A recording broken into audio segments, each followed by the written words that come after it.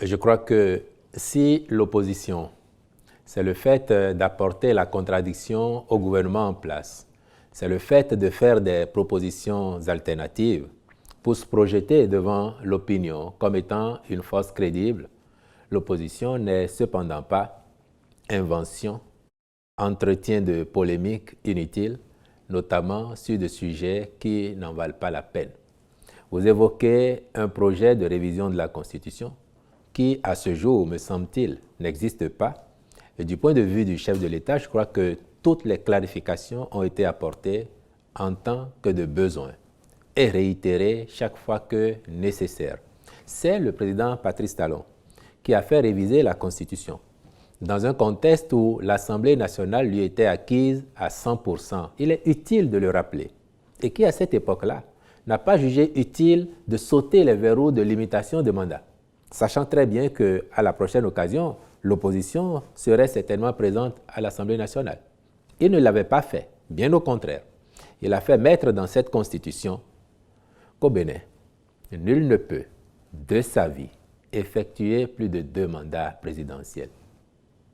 Ne demandez pas à celui qui avait toute l'attitude, toutes les coudées franches de faire ce que soupçonnent les gens qui ne l'a pas fait. Ne lui demandez pas de venir le faire dans un contexte où le faire générerait forcément des polémiques et des discussions inutiles. Du reste, le président de la République a réitéré chaque fois. Et vous avez vu, lors de son dernier entretien, il a indiqué que pour sa succession en 2026, forcément que l'échéance viendra. Et il n'a pas évoqué de possibilité pour lui-même d'être encore de la partie. Qu'on touche à la Constitution à un moment ou à un autre participe de la dynamique démocratique dès lors que cela se fait conformément au test de la République.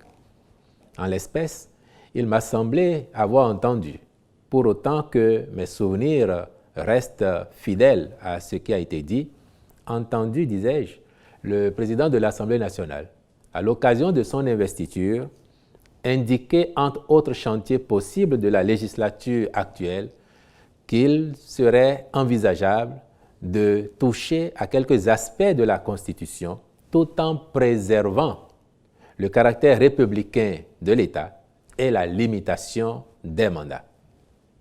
Dès lors que vous maintenez ces fondamentaux, il n'y a plus de débat sur l'instauration d'une nouvelle république ou d'une nouvelle constitution. Et là encore, faudrait-il le rappeler, la révision de novembre 2019 a pris le soin de préciser qu'elle n'emportait ni une nouvelle république, ni une nouvelle constitution. Vous voyez, toute garantie avait été prise et donnée pour éviter des querelles inutiles. Et donc, en conclusion, j'ai le sentiment que ceux qui agitent l'idée d'une telle révision, parmi lesquels des gens qui hier ont ferraillé dur, ont tout fait pour obtenir une révision opportuniste afin de prolonger leur bail à la tête du pays, j'ai le sentiment qu'ils ont envie que d'autres portent avec eux ou pour eux les péchés qu'ils auraient voulu commettre il y a quelque temps. Et donc pour nous, ce débat n'existe pas. Pour le gouvernement, ce débat n'existe pas. Pour le président Patrice Talon, ce débat n'existe pas. Et davantage pour sa majorité à l'Assemblée nationale, ce débat n'existe pas. Il y aura débat, probablement, si la proposition de révision de constitution prenait forme et sur des aspects précis qui auraient été identifiés, non, pour permettre au président Patrice Talon de s'octroyer un bail supplémentaire à la tête de notre pays à l'issue de celui-ci, qui est bien le dernier et qui prend fin dans moins de 2 ans et demi.